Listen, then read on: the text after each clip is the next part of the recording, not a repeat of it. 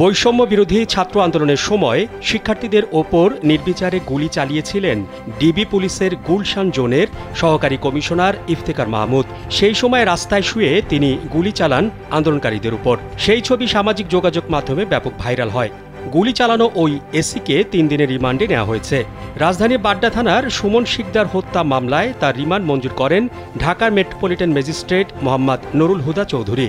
অধিকতর তদন্তের স্বার্থে ১০ দিনের রিমান্ড আবেদন করেন মামলার তদন্ত কর্মকর্তা ডিবি পুলিশের পরিদর্শক নুরুল ইসলাম খান। রাষ্ট্রপক্ষের আইনজীবী ওমর ফারুকি রিমান্ড মঞ্জুর চেয়ে শুনানি করেন। অন্যদিকে জামিন প্রার্থনা করেন আসামিপক্ষের আইনজীবী। গত রোববার বাড্ডা থেকে গোয়েন্দা পুলিশের এই কর্মকর্তা ইফতেখার মাহমুদকে গ্রেফতার করা হয়। সেলফিন অ্যাপে দেশ বিদেশের যে কোনো জায়গা থেকে অ্যাকাউন্ট খুলতে পারবেন কোনো ঝামেলা ছাড়াই। সেলফিন, আগামীর ব্যাংকিং।